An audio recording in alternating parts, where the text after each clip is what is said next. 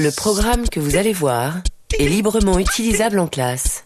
Toutes les infos sur éducation.france5.fr.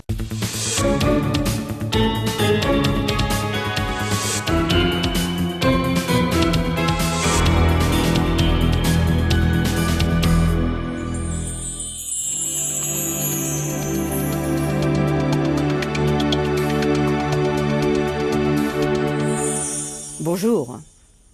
Nous avons, dans les cours précédents, tout d'abord survolé l'univers, puis étudié les étoiles, en particulier l'étoile Soleil, ainsi que les planètes telluriques ou géantes et les petits corps.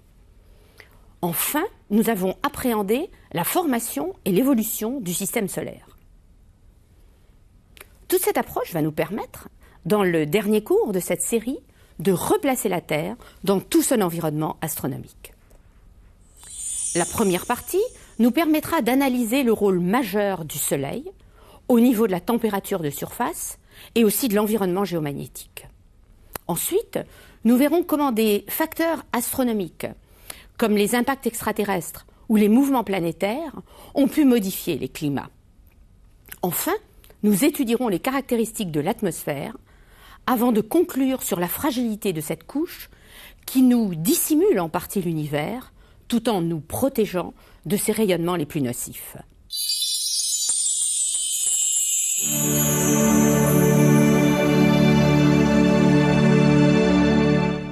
Notre Soleil est une étoile variable. Cela signifie que le flux de photons qu'il envoie dans l'espace peut varier en fonction du temps, de façon relativement aléatoire et aussi de façon périodique. Il existe un cycle de 11 ans. Nous en avions déjà parlé dans le deuxième cours. Il existe aussi des cycles de l'ordre de 90 ans et même 200 ans.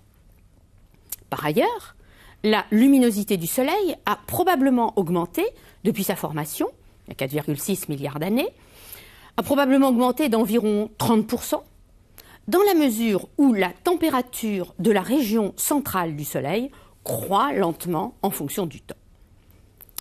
La variabilité du Soleil est surtout marquée dans les domaines X et ultraviolets, c'est-à-dire dans les domaines qui correspondent aux rayonnements les plus énergétiques. En période de Soleil peu actif, la température moyenne au sol est probablement moins élevée qu'en période de Soleil actif. Alors on a d'ailleurs un exemple historique de ce type de phénomène. Il y a une période au XVIIe siècle, appelé le minimum de Maunder, pratiquement entre 1645 et 1715, une période pendant laquelle les hivers, au moins en Europe, furent très froids. Et il semble bien qu'à cette époque, le nombre de taches à la surface du Soleil était extrêmement peu marqué. Donc le Soleil était très peu actif. Pour en revenir à la température moyenne actuelle, eh bien, cette température, nous allons essayer de la calculer vraiment à partir de la puissance solaire reçue sur Terre. Alors, cette puissance reçue, elle s'écrit L sur 4 pi R2 que multiplie pi petit r2. L, c'est la luminosité du Soleil. Grand R, c'est la distance Soleil-Terre, donc loi en 1 sur R2. Petit r, c'est le rayon terrestre.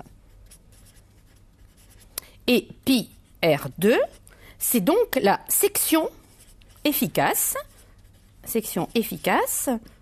de la planète Terre. La puissance absorbée par la Terre n'absorbe pas toute la puissance reçue. La puissance absorbée est égale à la puissance reçue multipliée par 1 moins A, où A est l'albédo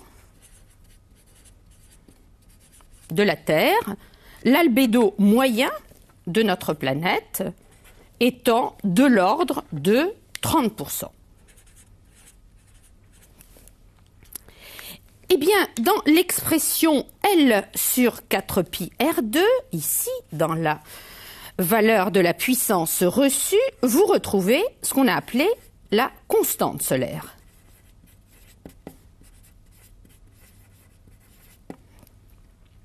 L sur 4 pi R2. Vous vous rappelez peut-être qu'on avait dit qu'elle était de l'ordre de 1400 watts par mètre carré. Pour être plus précis, je dirais 1368 watts par mètre carré. Alors, en valeur moyenne sur la Terre, pour tenir compte de l'inclinaison des rayons du fait qu'il n'y a qu'un hémisphère qui reçoit le rayonnement, on va prendre la section efficace, c'est-à-dire diviser par 4, et nous avons une valeur de 342 watts par mètre carré de puissance reçue. Et si nous multiplions par 1 moins A, c'est-à-dire par 0,7, nous avons la valeur moyenne sur Terre de la puissance absorbée, qui est de l'ordre de 239 watts par mètre carré. Donc ça, c'est ce que la Terre reçoit et absorbe au niveau de l'énergie solaire. Maintenant, elle réémet de l'énergie dans l'espace. La puissance émise est égale à sigma T4 que multiplie 4 pi R2. Donc ça, c'est le terme dans lequel on retrouve sigma, la constante de Stéphane, que multiplie 4 pi R2, la surface de notre planète. Eh bien, nous allons maintenant dire que la Terre se trouve en équilibre thermodynamique. Et c'est cela qui va nous permettre de calculer la température. Dire que la Terre est en équilibre thermodynamique, c'est dire que la puissance absorbée est égale à la puissance réémise. Alors, si je reprends les expressions écrites précédemment, je peux donc écrire L sur 4 pi grand R2 que multiplie pi R2 facteur de 1 moins A, ça c'est l'expression de la puissance absorbée, égale sigma T4 que multiplie 4 pi petit R2, l'expression de la puissance réémise. En d'autres termes, T4, la puissance quatrième de la température, égale L sur 4 pi R2 que multiplie 1 moins A sur 4 sigma. J'ai pu simplifier les deux membres par pi R2. C'est-à-dire que T est encore égal à L sur 4 fois 4, 16 pi sigma que multiplie 1 moins A. Tout ceci racine quatrième, donc puissance 1 sur 4, que multiplie racine quatrième de 1 sur R2, je peux écrire sous la forme 1 sur racine de R. Et là, vous voyez que nous venons de démontrer cette fameuse expression dont on a parlé dès le premier cours, à savoir qu'en première approche, la température de surface d'une planète du système solaire est proportionnelle à 1 sur grand R, où R est sa distance au Soleil. Et on va même pouvoir faire une application numérique à partir de l'expression précédente, ici, puisque L sur 4 pi R2, nous venons de le dire, ça n'est rien d'autre que la constante solaire. A, c'est donc l'albédo, 30%, et sigma, la constante de Stéphane, 5,671, 10 puissance moins 8, en système international. Eh bien, je vous laisse faire l'application numérique.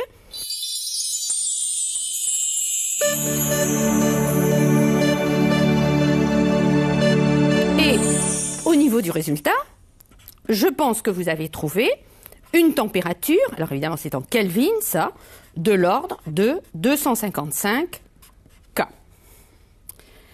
Eh bien, en fait, quand on s'intéresse à la température moyenne de la Terre, on trouve que la température de la Terre est plutôt de l'ordre de 288 Kelvin. C'est-à-dire, on a tendance à dire de l'ordre de environ 15 degrés Celsius. Ça revient au même. Eh bien, la différence entre le 255 et le 288, cette différence de l'ordre de 30 degrés, provient tout simplement, cette augmentation de température de l'ordre de 30 degrés, provient tout simplement de l'effet de serre à la surface de la Terre. Cet effet de serre, on l'a vu dans le cours précédent, provient de la présence de vapeur d'eau et de dioxyde de carbone dans l'atmosphère de la Terre. Eh bien, au cours du dernier siècle, la proportion de dioxyde de carbone, CO2, dans l'air s'est fortement accrue. Et il en résulte un début de réchauffement global.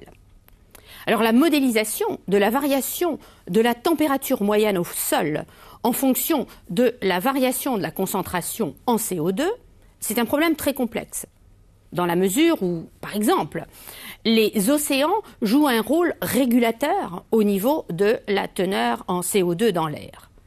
Il n'en est pas moins vrai qu'un accroissement encore plus marqué du taux de CO2 entraînerait de très sérieuses modifications climatiques avec, sur notre belle planète bleue, une importante fonte des glaces polaires. Le Soleil n'envoie pas seulement sa lumière, ses photons dans l'espace. Il injecte également des particules énergétiques, comme nous l'avons vu dans le deuxième cours, des protons et des électrons qui constituent le vent solaire. Ce vent, qui transporte le champ magnétique du Soleil, souffle à très haute vitesse dans l'espace, environ 400 km par seconde au niveau de l'orbite terrestre. Or, la Terre est également pourvue d'un champ magnétique. Au voisinage de la Terre, ce champ, dit géomagnétique, a une structure dipolaire, un petit peu comme ce qu'on verrait avec un aimant placé sur une feuille recouverte de limaille de fer. En toute rigueur, d'ailleurs, les pôles géomagnétiques ne sont pas rigoureusement confondus avec les pôles géographiques de la Terre. Le dipôle magnétique est légèrement incliné par rapport à l'axe de rotation de la Terre. Donc nous avons ce champ géomagnétique dont l'intensité à la surface de la Terre est en moyenne de l'ordre de 3 10 puissance moins 5 Tesla. Et alors, le vent solaire, avec le champ magnétique solaire, va exercer une pression qui va confiner le champ magnétique terrestre à l'intérieur d'une vaste cavité, la magnétosphère. La magnétosphère terrestre qui donc va se trouver confinée par une onde de choc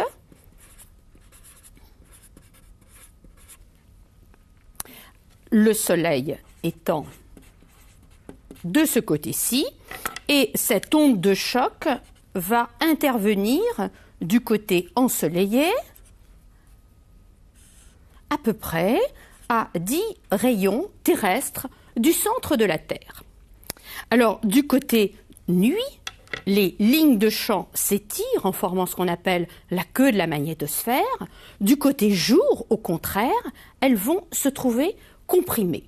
Elles vont se trouver comprimées et les particules énergétiques qui sont susceptibles d'être présentes dans la magnétosphère, ces particules énergétiques vont se trouver être piégées ici, le long des lignes du champ magnétique terrestre dans ce qu'on appelle les ceintures de rayonnement, qui protègent donc contre les particules du vent solaire les plus énergétiques. Alors, lorsque le vent solaire se trouve renforcé, ça c'est ce qui se passe après une éruption solaire. Lorsque le vent solaire se trouve renforcé, il va y avoir un renforcement des particules énergétiques présentes, piégées le long des lignes de champ. S'il y a une éruption solaire, eh bien, nous voyons cette éruption solaire à peu près après 8 minutes. Pour que les photons aillent du Soleil à la Terre, à environ 150 millions de kilomètres, il faut 8 minutes. Et les particules énergétiques, les électrons, les protons, je vous laisse faire le calcul.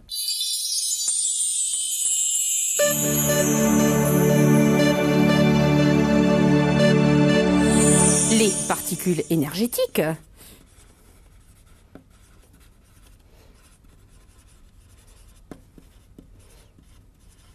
qui donc avance à 400 km par seconde, vous l'avez trouvé, arrive au voisinage de la Terre environ après 2 à 4 jours. C'est alors que il y a des perturbations dans les ondes radioélectriques. C'est alors aussi qu'à haute latitude, dans les régions polaires, on peut observer des aurores polaires dans ce qu'on appelle les zones aurorales, soit dans l'hémisphère nord, soit dans l'hémisphère sud. En effet, les particules énergétiques plongent dans la très haute atmosphère. Là, elles interagissent avec l'oxygène atomique de la haute atmosphère. Et comme l'oxygène atomique présente des raies d'émission dans le rouge et le vert, les aurores polaires ont ces belles couleurs caractéristiques dans des tonalités rouges ou vertes.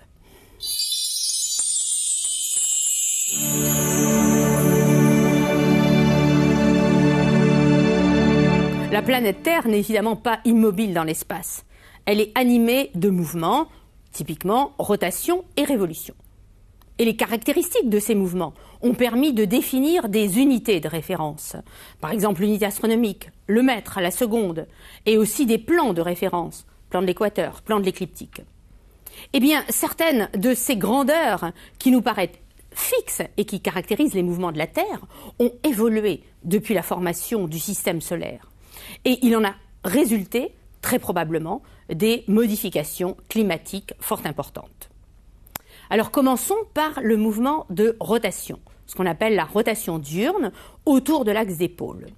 Une rotation en 24 heures autour de l'axe par rapport au Soleil, mais la Terre avançant sur son orbite, une rotation en 23 heures, 56 minutes et 4 secondes par rapport aux étoiles. Et évidemment, c'est la durée du jour solaire moyen de 24 heures qui a permis de définir la seconde, parce qu'en 24 heures, il y a 86 400 secondes.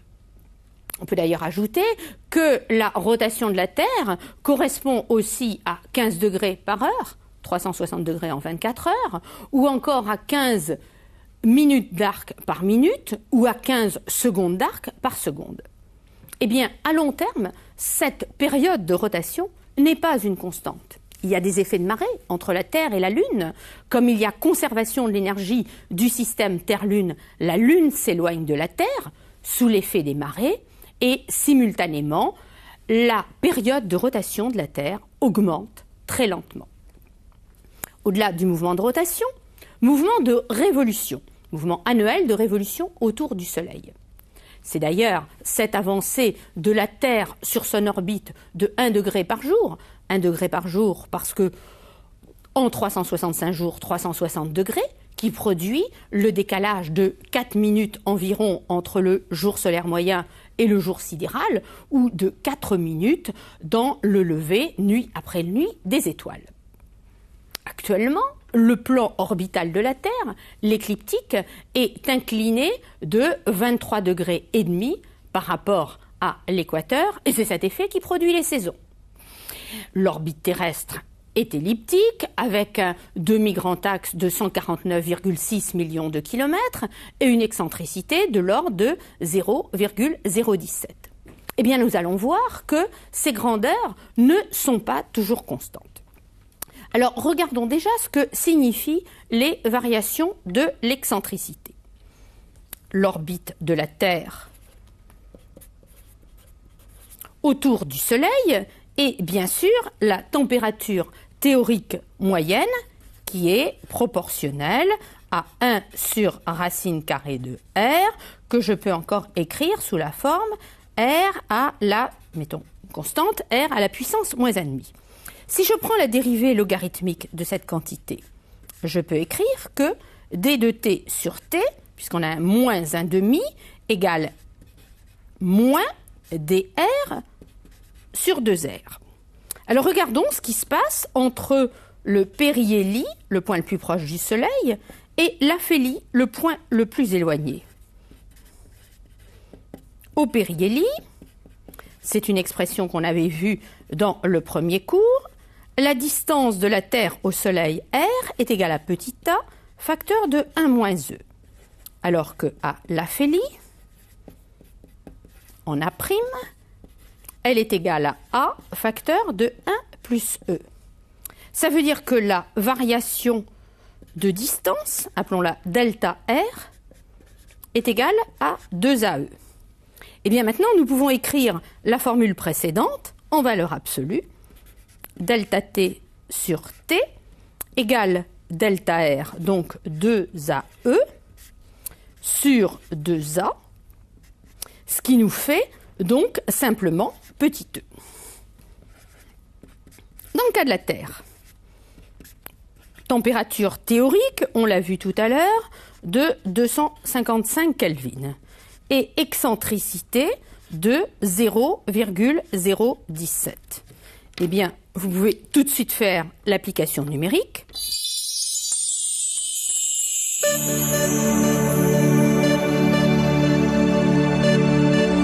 Vous trouvez un delta T de l'ordre de 4 degrés. Une variation de température qui n'est pas énorme du tout. Il suffit d'ailleurs, pour s'en convaincre, de remarquer que la Terre passe à son périhélie, le point donc le plus proche du Soleil, au début du mois de janvier, c'est-à-dire en plein hiver de l'hémisphère nord. Et pourtant, c'est bien l'hiver, c'est la période la plus froide. Donc on voit que la variation de température induite entre périhélie et aphélie, dans le cas de la Terre, est parfaitement négligeable. Dans le cas de Mars, d'ailleurs, on aurait un résultat sensiblement différent. La planète Mars est à une distance en moyenne au Soleil de l'ordre de 1,52 unités astronomiques. Ce qui veut dire, en appliquant toujours cette loi, que la température théorique de surface sur Mars est de l'ordre de 207 Kelvin ou de l'ordre de moins 70 degrés Celsius. Et puis l'excentricité de l'orbite de la planète Mars, une orbite plus excentrique, c'est d'ailleurs grâce à l'observation de Mars que Kepler a pu comprendre que les orbites des planètes étaient excentriques, eh bien une excentricité plus élevée de l'ordre de 0,093. Je vous laisse encore faire l'application numérique.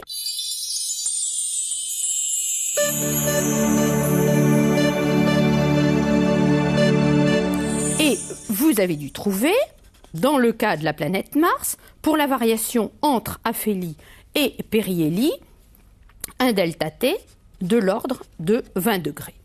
Donc nous voyons, dans le cas de la planète Mars, une variation plus sensible parce que l'excentricité est plus marquée. Alors, cette excentricité, est-ce qu'elle varie au cours du temps ? Eh bien, dans le cas de la Terre, elle varie très faiblement. Elle varie entre 0 et 0,07 avec une période de l'ordre de 100 000 ans. Petite variation climatique.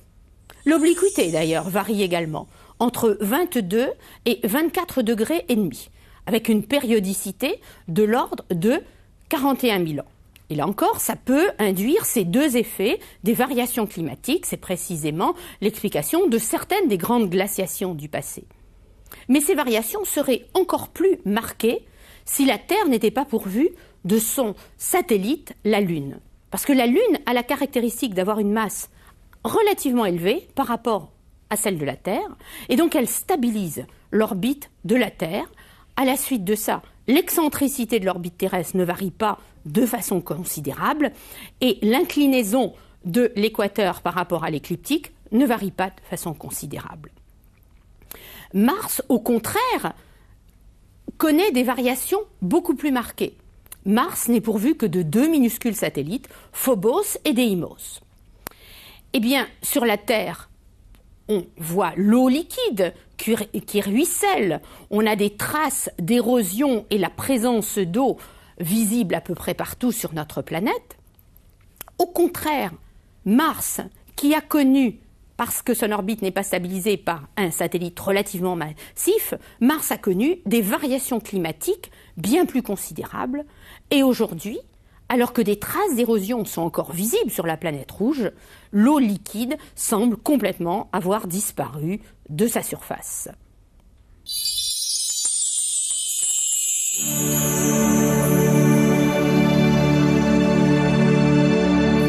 Au niveau des phénomènes astronomiques, les impacts, on en a déjà parlé, ont pu jouer un rôle important dans l'évolution des planètes. Les impacts sont particulièrement fréquents sur les planètes géantes, parce qu'elles ont une grande section efficace et parce que leur champ gravitationnel est intense. Alors à ce niveau, le cas de la comète Shoemaker-Levy 9 est assez exemplaire. Le noyau de cette comète avait été capturé par le champ gravitationnel de Jupiter et ultérieurement fragmenté par effet de marée. Les fragments ont pu être détectés comme une série, comme un alignement de petites comètes. Et ces fragments sont entrés en collision avec Jupiter en 1994. Les impacts successifs, en une quinzaine de jours, ont induit la formation de vastes nuages de poussière à la surface de cette planète, des surfaces qui sont visibles sur des images prises à des dates successives comme de grandes taches sombres qui couvrent une bonne partie de la planète. D'ailleurs, à ce propos, on peut dire que les planètes géantes protègent certainement notre Terre contre de nombreux impacts de comètes qui proviennent des confins du système solaire. Eh bien, sur Terre, effectivement, les seuls impacts qui nous sont bien familiers, ce sont ceux, non pas de gros fragments, mais de petites poussières, des poussières interplanétaires. Alors ces poussières, comme tous les autres objets du système solaire, décrivent des orbites elliptiques autour du Soleil. Et le point, c'est que la vitesse relative entre ces objets sur certaines trajectoires et la Terre est considérable, en général de l'ordre de la dizaine de kilomètres par seconde. Donc, ces petites poussières qui arrivent sur l'atmosphère de la Terre vont se consumer. Eh bien, les plus petites, celles dont la taille n'est guère que de l'ordre de la dizaine de micromètres, sont d'ailleurs souvent très floconneuses, d'origine cométaire, et elles vont pouvoir parvenir jusqu'au sol. Celles qui sont un peu plus massives, enfin qui ne sont pas très grosses, de l'ordre du millimètre, un petit peu comme des grains de sable, eh bien, elles vont totalement se consumer dans l'atmosphère de la Terre. Alors fréquemment, ces particules solides sont regroupées sur des trajectoires parallèles, ce qu'on appelle des trajectoires d'essaim météoritiques. Et par effet de perspective, on va les voir arriver vers nous en formant ces étoiles filantes qui semblent jaillir d'une même région du ciel, comme par exemple les Perséides ou les Léonides. Et puis, il y a aussi des objets plus gros qui donc, exceptionnellement, peuvent arriver sur Terre. Les objets plus gros vont être susceptibles, en traversant l'atmosphère terrestre, de subir des phénomènes de fragmentation, aussi d'être fortement chauffés, des phénomènes d'ablation, et les résidus qui arriveront sur Terre, eh bien, ce sont ce que nous appelons les météorites. Alors, on a beaucoup parlé, par le passé, de météorites d'origine martienne. Effectivement, ces gros fragments qui traversent l'atmosphère terrestre peuvent, de façon assez exceptionnelle, être d'origine martienne ou lunaire. Ils proviennent d'une collision très brutale, d'une collision d'un astéroïde, d'un fragment d'astéroïde ou de comète par exemple, collision très brutale sur ces astres, la collision étant suffisamment brutale pour que les fragments qui en résultent atteignent la vitesse de libération et s'échappent, soient injectés dans le milieu interplanétaire. Et à ce propos, bien sûr, le cas le plus célèbre, c'est celui de la météorite ALH 84001. Bien, cette météorite avait été trouvée en 1984 dans l'Antarctique. Et, en l'observant au microscope électronique, de minuscules petites structures allongées, d'une taille de 50 nanomètres seulement, ont été détectées, et il a été suggéré que ces structures étaient peut-être des nanofossiles de bactéries, des bactéries martiennes qui seraient apparues à l'époque où de l'eau ruisselait encore sur Mars. Cette hypothèse est plus que douteuse et l'existence de la vie extraterrestre reste encore totalement à démontrer. Au niveau justement de la problématique de la vie sur Terre, certaines météorites, des météorites que je pourrais qualifier de classiques, d'origine cométaire ou astéroïdale, présentent un grand intérêt.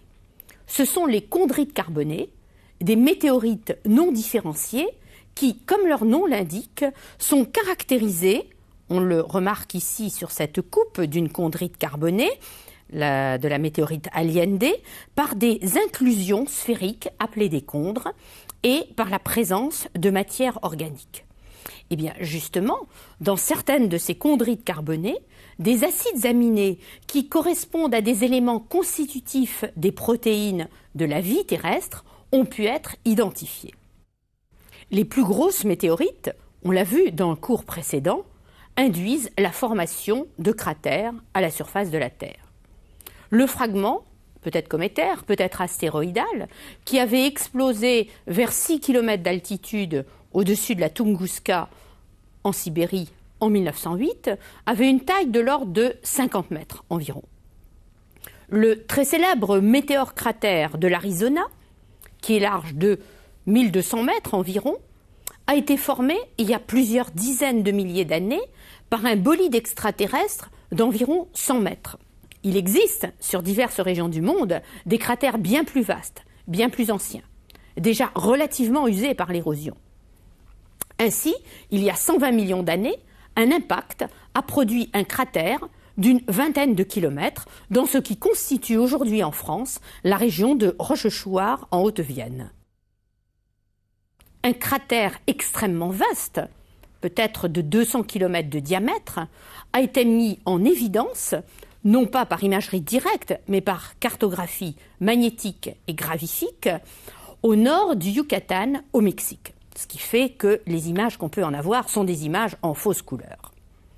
L'impact a dû se produire il y a 65 millions d'années, et cet impact a été produit par un objet d'environ 10 km de diamètre, et c'est peut-être cet impact qui est responsable de l'extinction de nombreuses espèces animales à la limite Crétacé-Tertiaire. Alors qu'est-ce qu'on peut imaginer qui s'est produit ? Eh bien qu'un bolide est arrivé avec une grande vitesse relative sur cette région. Avec l'impact très énergétique, le bolide s'est totalement vaporisé, a également vaporisé toutes les roches et les fonds sous-marins voisins, induisant la formation d'une énorme boule de plasma.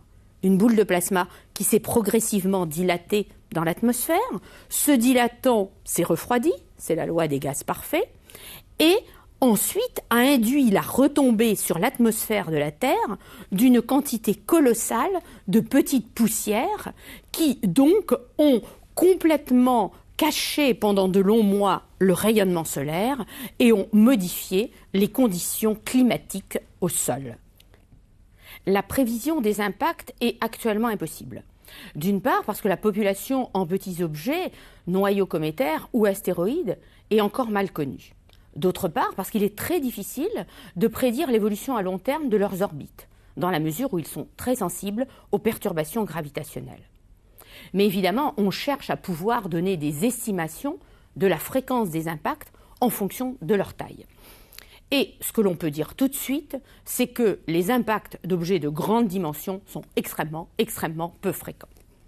Sur ce genre de diagramme, nous voyons la fréquence en années donnée en fonction de la taille. Alors, intéressons-nous déjà à des objets de très petite dimension, disons d'une taille comprise entre 10 mètres et 100 mètres. C'est précisément le cas de ce qui a déclenché la Tunguska ou le météore-cratère. Eh bien, la fréquence des impacts de ces objets, qui d'ailleurs peuvent se volatiliser dans l'atmosphère, est extrêmement faible, et pour prendre une valeur moyenne, on pourrait dire à peu près une fois tous les siècles. Venons-en maintenant à des objets d'une taille un peu plus élevée, entre 100 mètres et 1 km. De tels objets peuvent tomber sur la Terre, produire une catastrophe locale,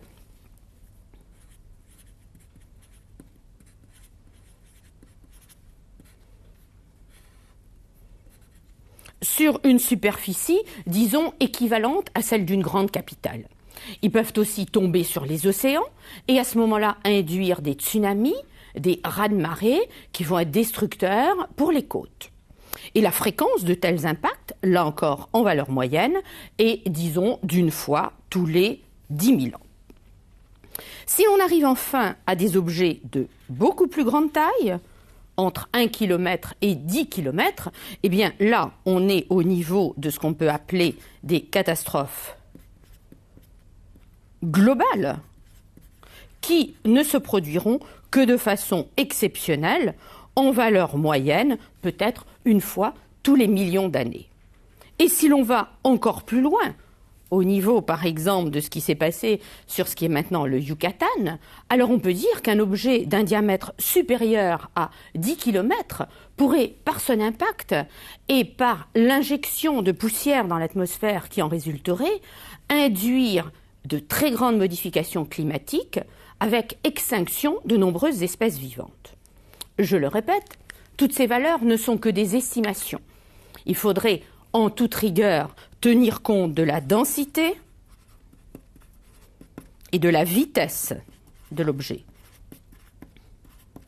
Il faudrait aussi, pour pouvoir vraiment faire des estimations au niveau des catastrophes rarissimes, savoir si le flux d'objets qui viennent des confins du système solaire est à peu près constant. Le fait, je le répète, est que les impacts qui entraînent des catastrophes globales sont rarissimes et que l'on peut espérer, à l'échelle de plusieurs dizaines d'années, pouvoir prédire des impacts locaux. Si une catastrophe globale devait intervenir, disons à l'échelle de quelques millions d'années, eh bien, la survie à long terme de notre civilisation, si elle existait encore, ou de l'espèce humaine, pourrait être assurée par de grandes avancées technologiques. L'idée serait non pas de briser l'objet susceptible d'impacter la Terre, parce que les fragments tomberaient à ce moment-là sur la Terre, mais de modifier sa trajectoire, modifier la trajectoire du noyau cométaire ou de l'astéroïde, pourvu qu'on en connaisse, bien sûr, parfaitement les propriétés physiques et en particulier la structure interne.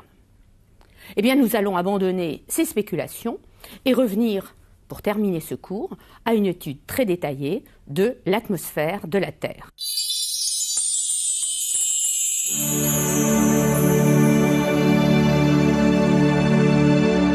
Eh bien, l'atmosphère terrestre, qui est favorable aux formes de vie que nous connaissons, est essentiellement caractérisée par sa pression, sa composition et sa température. Pression, composition et température varient en tout point, mais en première approximation dépendent essentiellement de l'altitude. Alors nous allons tout d'abord nous intéresser à la pression atmosphérique. La pression atmosphérique, on le sait tous, essentiellement décroît en fonction de l'altitude. Eh bien, nous allons essayer, à titre d'exercice, d'établir cette loi de décroissance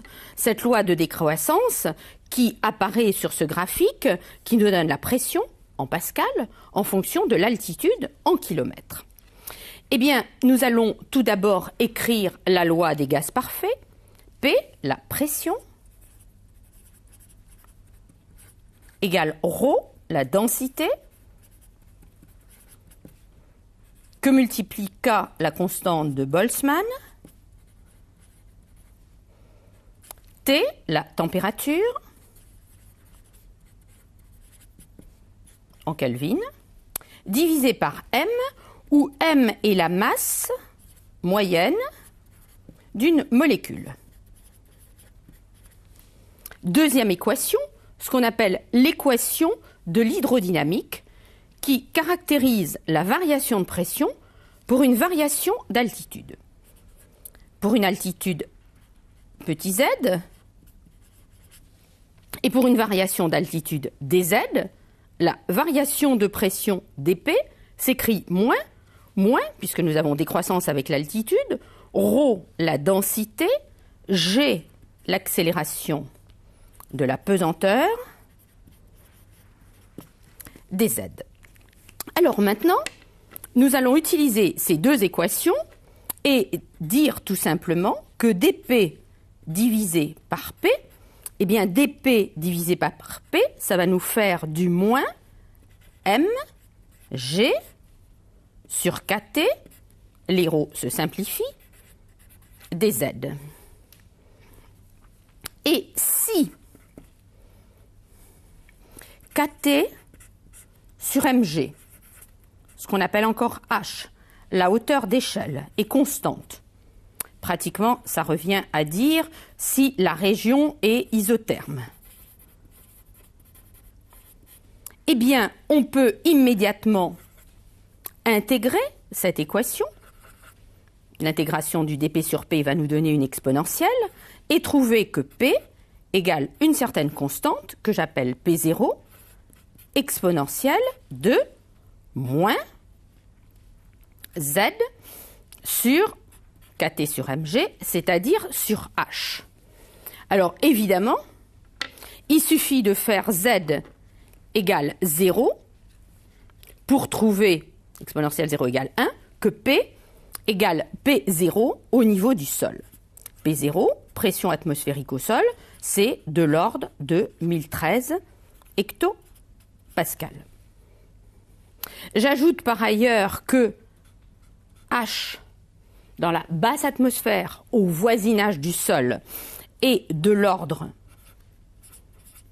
de 8 km. Et je vous laisse calculer l'altitude à laquelle la pression par rapport à la pression au sol est divisée par 2.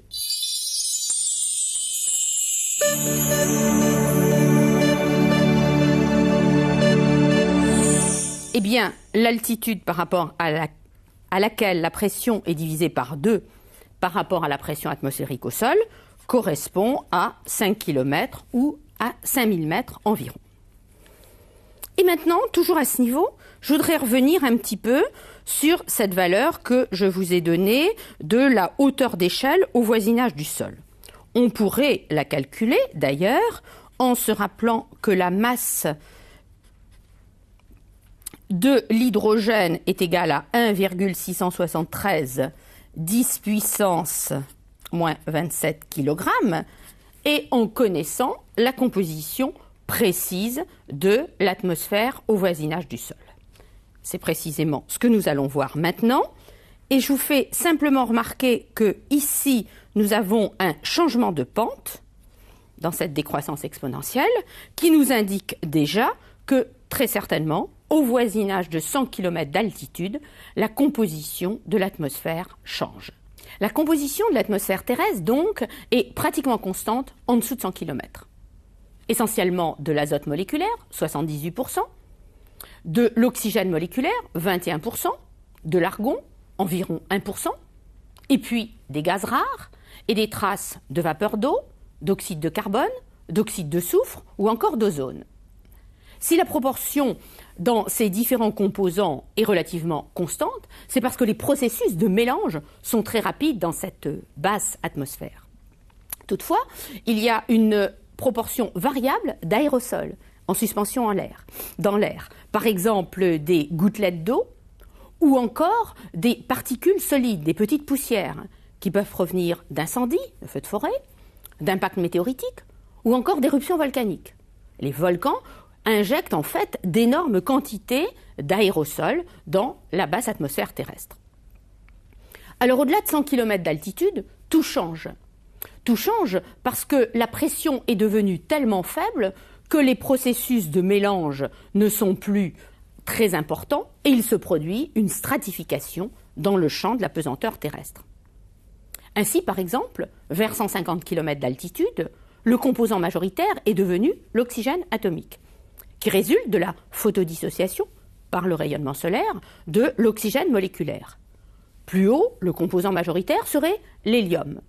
Et vers 500 km d'altitude, vraiment aux limites extrêmes de l'atmosphère de la Terre, il ne reste plus que quelques rares atomes d'hydrogène, les atomes les plus légers, qui, eux, proviennent de la photodissociation, toujours par le rayonnement solaire, de la vapeur d'eau. Venons enfin à la variation de la température avec l'altitude.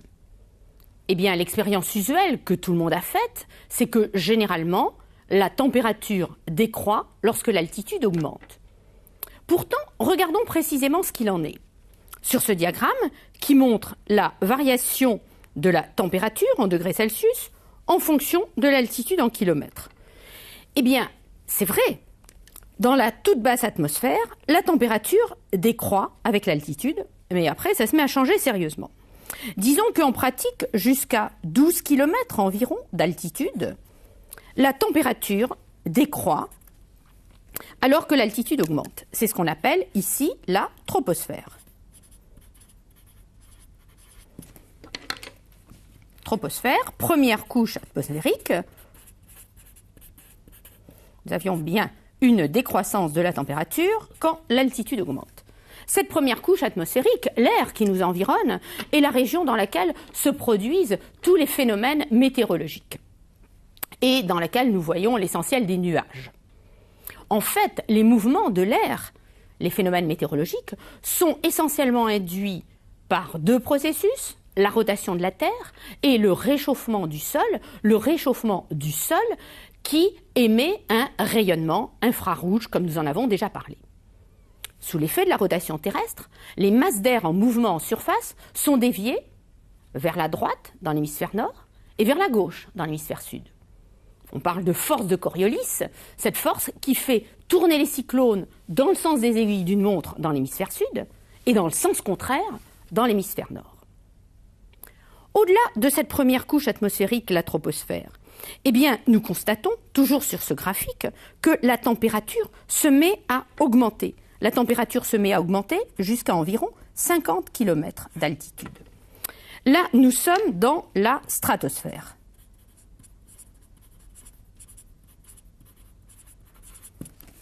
Stratosphère dans laquelle, je le répète, nous avons une augmentation de température avec l'altitude. Eh bien, si nous avons une augmentation de température avec l'altitude, c'est parce qu'il y a absorption d'énergie.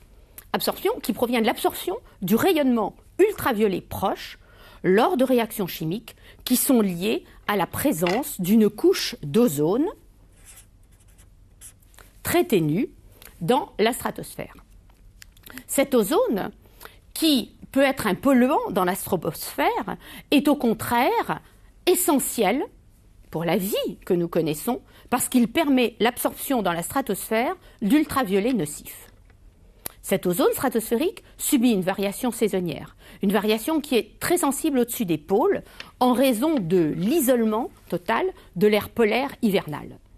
De nombreuses campagnes d'observation, menées essentiellement avec des ballons stratosphériques, ont mis en évidence la présence de ce qu'on appelle souvent un trou d'ozone dans les régions polaires, ou plutôt, on devrait dire, d'une diminution locale de la couche, de cette fine couche d'ozone stratosphérique. Cette diminution est plus ou moins marquée et elle est très bien visible sur des images en fausse couleur de notre planète. Aujourd'hui, le rôle destructeur du chlore, un chlore qui peut être d'origine industrielle, en particulier lié au CFC, mais aussi d'origine volcanique, a été bien démontré dans ce mécanisme d'appauvrissement de la couche d'ozone. Alors revenons au graphique et montons un petit peu plus haut, maintenant entre 50 et disons 85 km d'altitude. Nous sommes dans une région qui s'appelle la mésosphère. Et dans cette région, de nouveau, je dirais volontiers que tout est normal. La température se met à décroître alors que l'altitude augmente. Et enfin, encore au-delà, dans cette grande région-là, eh bien, nous voyons que, de nouveau, la température se met à augmenter alors que l'altitude augmente, se met à augmenter et même à devenir très élevée, ce qui explique que cette région s'appelle la thermosphère. Donc, dans la thermosphère, disons entre 85 et 500 km d'altitude, la température augmente alors que l'altitude augmente. Eh bien, si nous avons cet effet, c'est comme dans la stratosphère, c'est parce qu'il y a absorption de rayonnement énergétique. Absorption non plus par de l'ozone, mais absorption par l'oxygène atomique dont nous avons déjà parlé, qui est un composant important de la haute atmosphère. Et vous remarquez sur le diagramme que les températures atteintes dans cette région paraissent formidablement élevées, 400 degrés, 600 degrés. Mais évidemment, nous sommes dans un milieu très raréfié, on l'a vu, la pression extrêmement faible, c'est-à-dire qu'il n'y a plus de convection. Et ce qu'on appelle température, c'est tout simplement l'agitation thermique des molécules. Ainsi, l'atmosphère de la Terre. Eh bien, l'atmosphère de la Terre, alors qu'arrive le rayonnement solaire,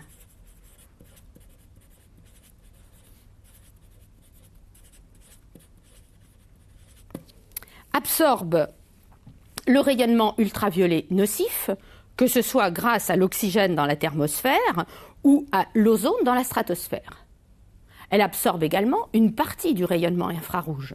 On en a déjà parlé, grâce aux gaz à effet de serre, c'est-à-dire le dioxyde de carbone, la vapeur d'eau ou encore le méthane, qui sont présents à toute basse atmosphère dans la troposphère.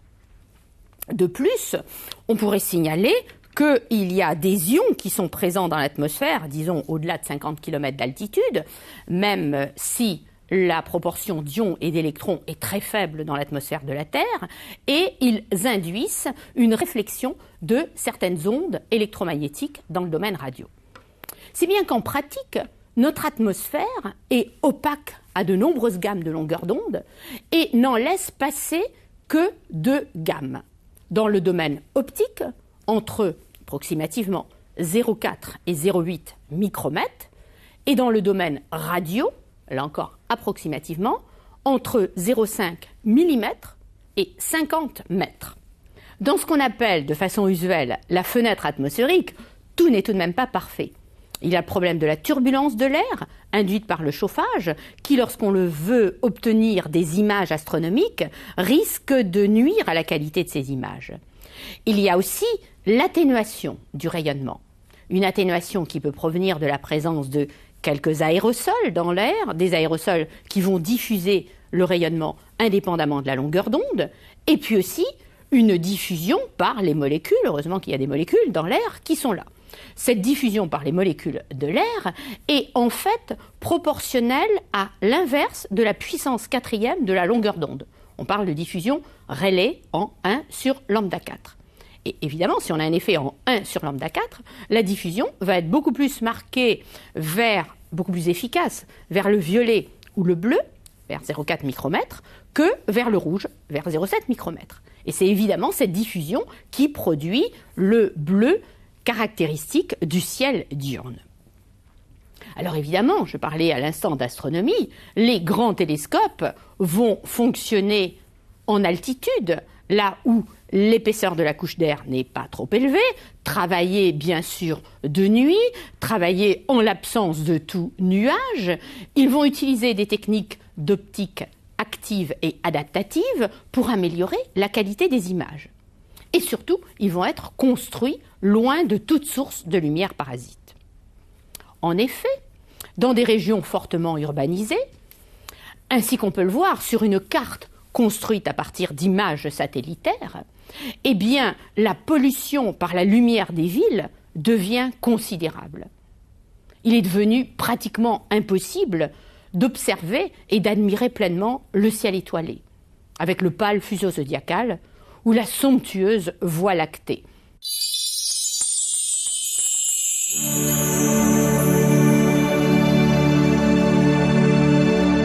Cet ensemble de cours nous a permis de comprendre la spécificité de la planète Terre. Nous avons utilisé des outils de la physique, et plus spécialement de l'astrophysique, pour mesurer diverses grandeurs, estimer leur évolution passée et tenter de prédire leur évolution future. Nous avons aussi, rapidement, abordé la problématique de l'origine de la vie. Il est permis de supposer que l'eau liquide et le carbone sont des ingrédients nécessaires à la vie. On peut aussi penser que la présence d'une atmosphère, d'une magnétosphère, d'une tectonique et d'un satellite relativement massif, comme la Lune, constituent des éléments favorables à l'évolution de la vie. Dans notre système solaire, la planète Mars et puis le satellite Europe auraient pu abriter la vie.